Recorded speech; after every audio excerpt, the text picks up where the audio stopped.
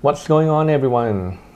This video we are going to look into a data type called array, which is a data type that can hold many values in one name, okay, or the variable name.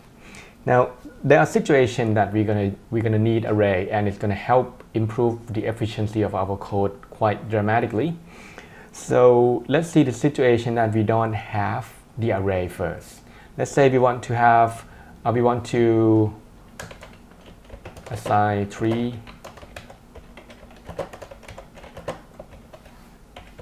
from 1 to 10, and we are going to ask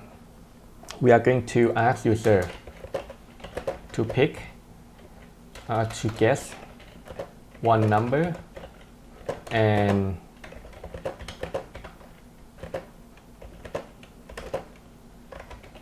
those three, okay, in those three randomized number that we assigned earlier. So this, all right. So that's the situation. So keep this in mind. Now we are going to use the normal way that we can do n1, n2, n3. All right. So we have these three numbers variables, and we also need a guess. Okay, a guess, which is the input from the user. Now I am going to search for Flowgorithm's random number.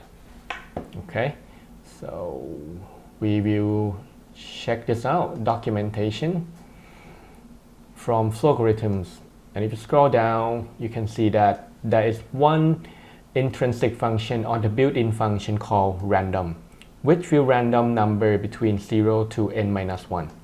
Oh, so if we put 10, it's going to random from 0 to 9. Okay, so I gotta change this a bit. This is from 0 to 9. Okay, from 0 to 9. And we're going to use that random function. So let's try that. Assign n1 equal to random 9. All right, we're gonna copy this twice. All right, and just change the variable name n2, and then this is n3. Okay, so now we have three randomized values in each item here. The next thing we want to do is we are going to ask the user to guess, and we only allow the user to guess only one time. So guess number 0 to 9, and we're gonna take the input guess, right? And then this is going to be a lot of work here, so we're gonna use if, right? If guess equal to n1, guess equal to n1, right? If it is true, we're going to say something. If it is false, we're going to check again. If guess equal to n2, else if, then we're going to repeat this one. Well, let me start by adding the right answer first. We're going to output correct with exclamation. We're going to do the same thing here. Correct. And the last step is, let me copy this whole thing. Copy and then paste it here. All right. I'm going to just change this. Oops. Change this to n3. Okay. Now, this is the last possible guess, right? Then we could say something here. Sorry. All right, so let's zoom out a little. We have, what do we have here? We have 4 variables in integer 1, 2, 3, and guess, and then we randomize 1, 2, and 3 numbers, and then we ask user to print out something, and then we are going to, the next thing we're going to do is we're going to let that guess going into the nested if, and see if it is correct or not. So let's see what happened.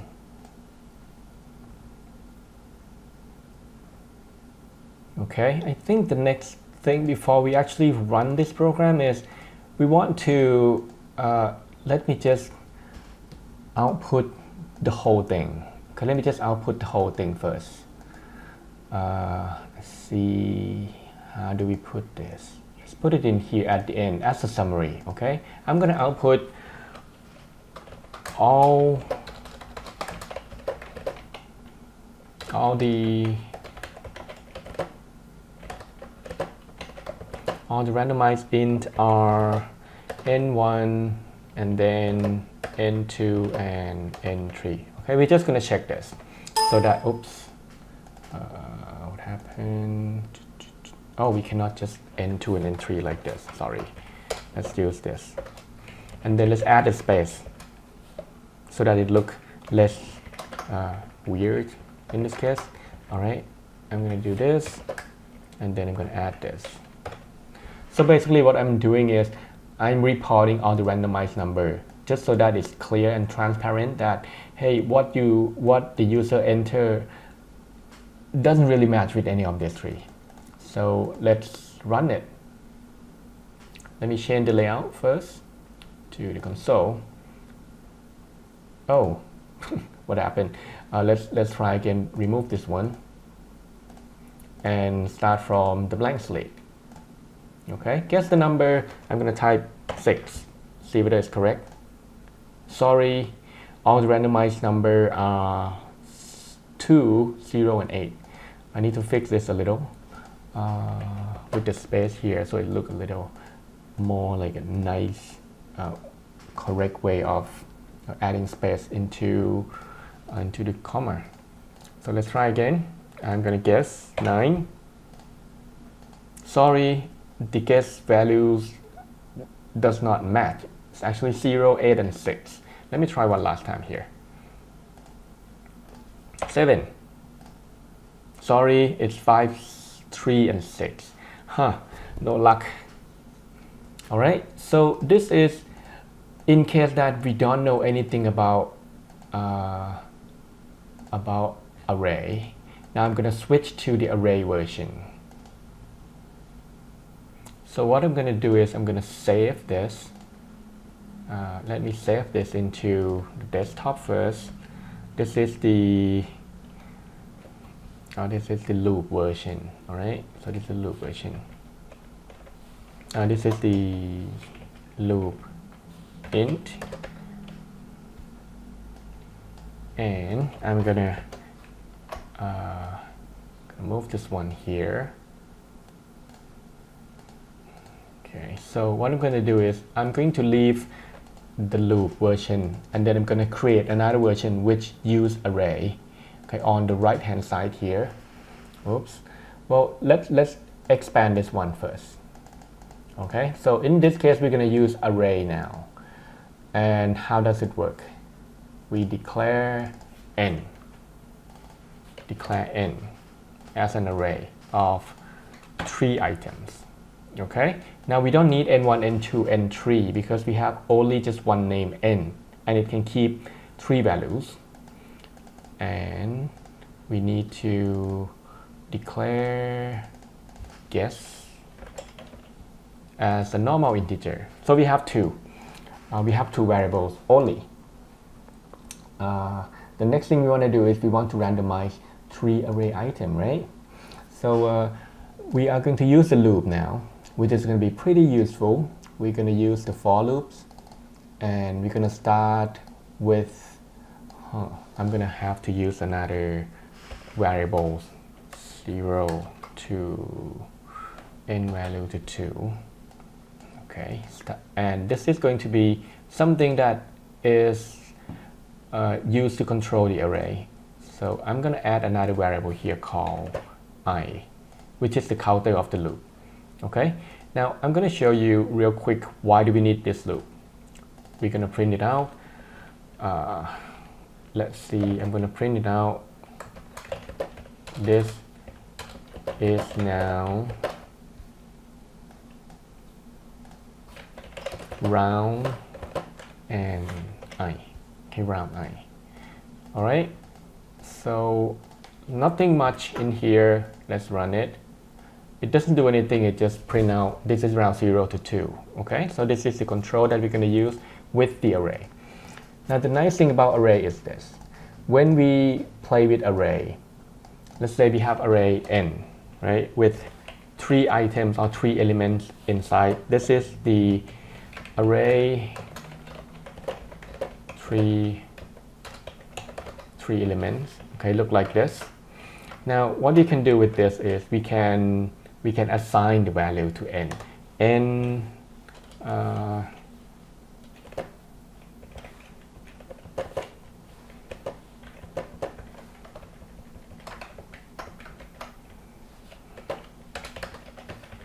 Okay, when we assign the array, when we already create array, it can look like this.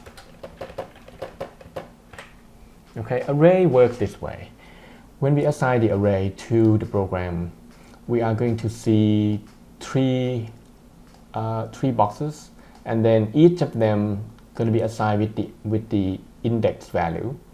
Okay, so box number 1 is 0, box number 2 is 1, and the last one is 2. So it always steps from 0 to that value minus 1. Okay, so this is the structure of the array that we have to be familiar with. So now what I'm going to do is I am going to assign randomized value in this array.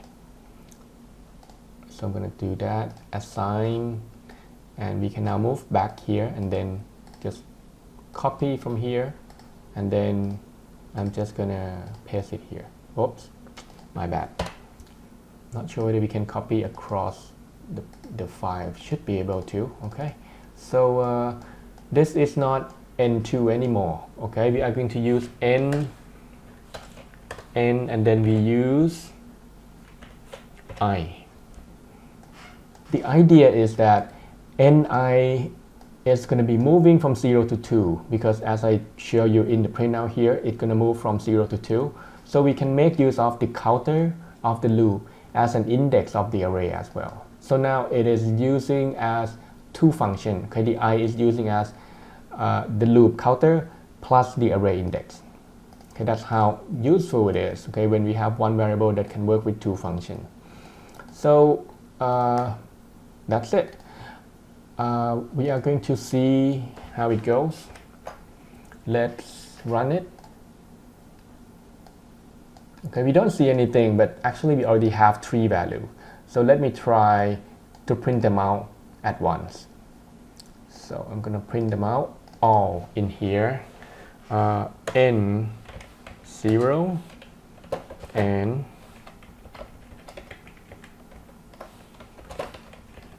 N1 and N2. Okay, let's print it out. What we got were 0, 5, 5. Okay, these are 3 randomized values. All right, and each time that we run is going to be different number. This time is 2, 4, and 5. All right, so let's compare with the previous version.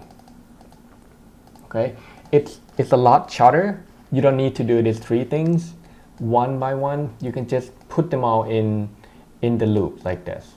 And because they're just only 3 values, but if you have like 10 values, imagine instead of doing 10 blocks of this, we can just use one loop, because we make use of array, and we can use the I to refer to the certain elements in the array. Actually, we don't need this one. I'm gonna delete it out. And what else? We have to guess now, right? The guessing is also very easy to do in the array version. So I'm going to take this 2, copy them, and paste them here. Right. Guess number, right? We guess number, and then we input the guess from the user. And then this is the key. Instead of using the nested if in the previous version, we can use the loop now. Okay, I'm going to repeat this loop, copy this loop, and then I'm going to move it down here.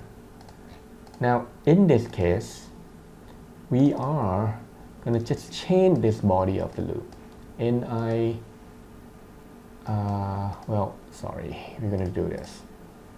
Copy and take this one off.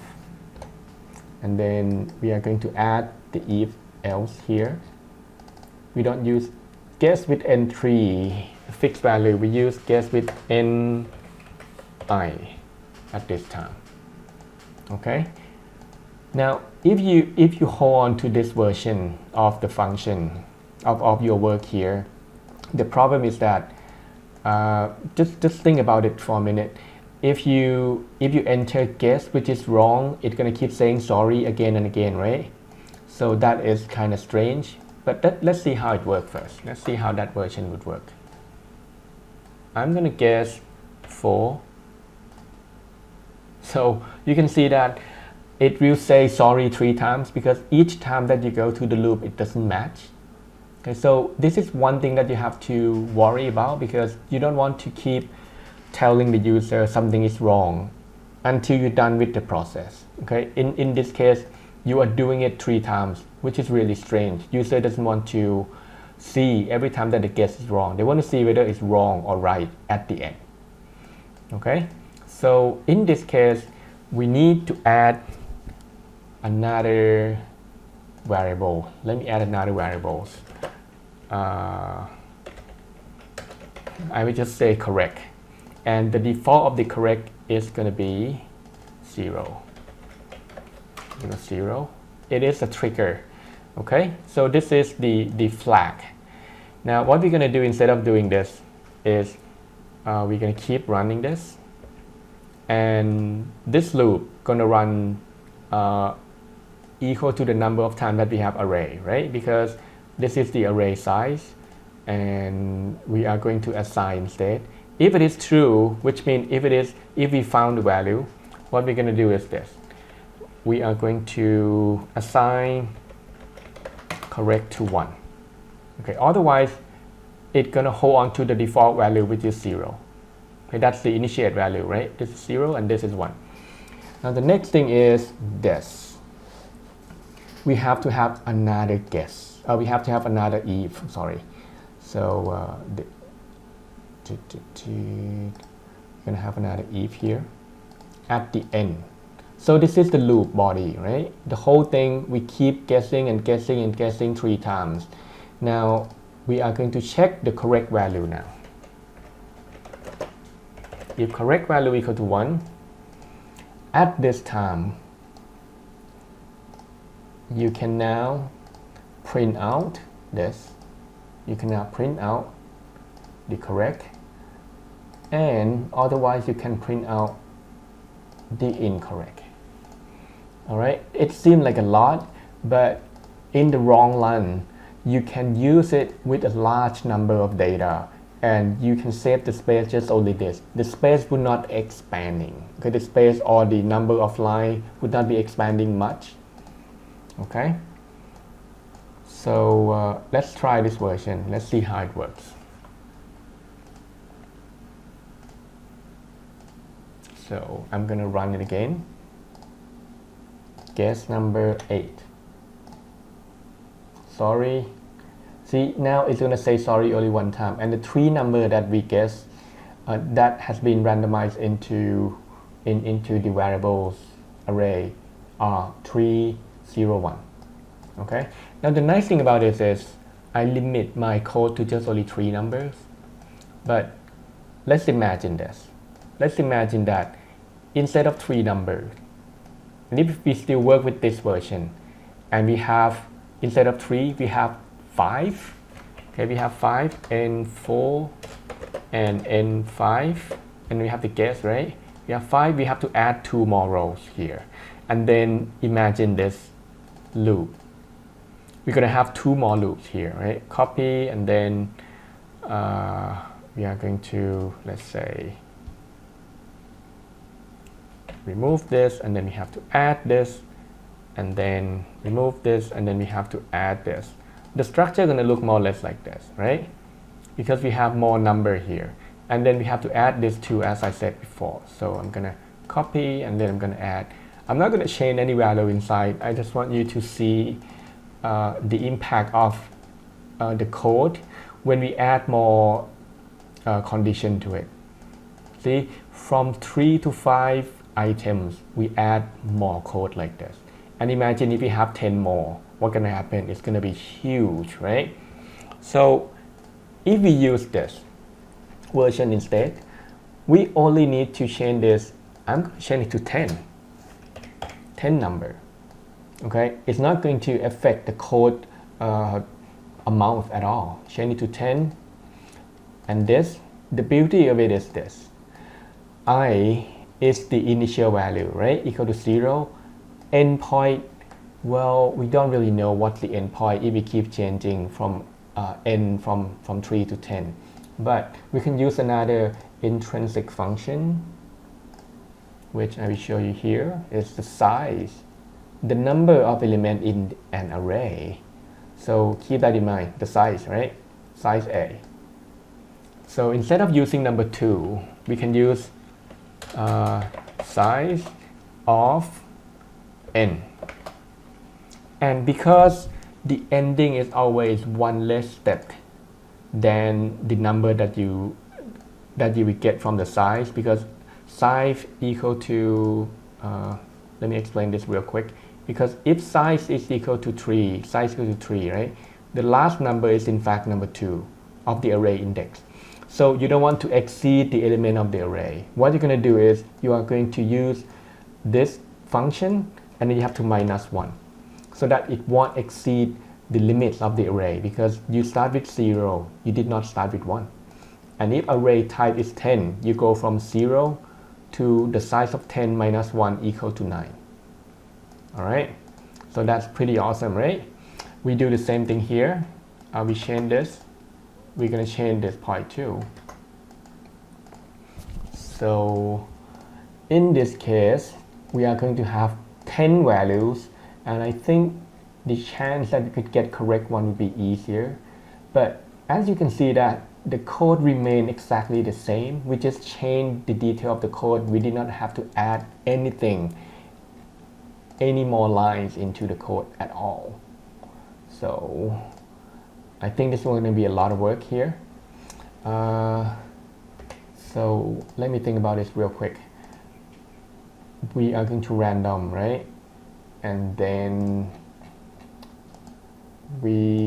well, let's try not printing anything here. Just print the guess value which is correct first.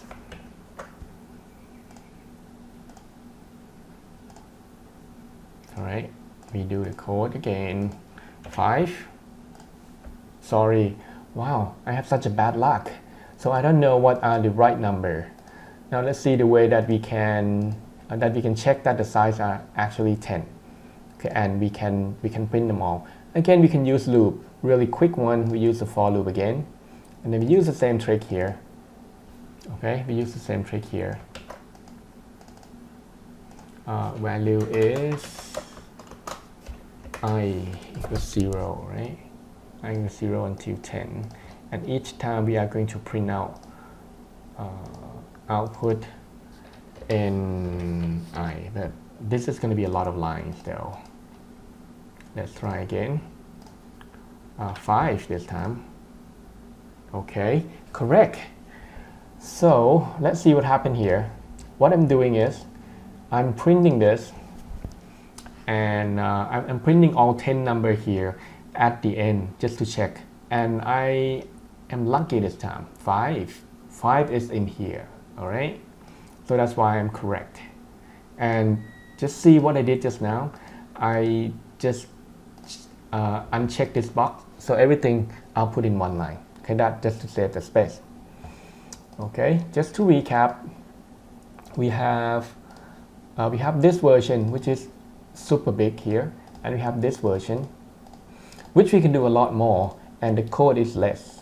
Okay, this can accommodate only 5 number, but this code on the right here accommodate 10 numbers randomized. Okay, so it's a lot more powerful with the array. We can explore more feature of the array and the application of it, but this is the idea. All right, I hope this helped. Until next time.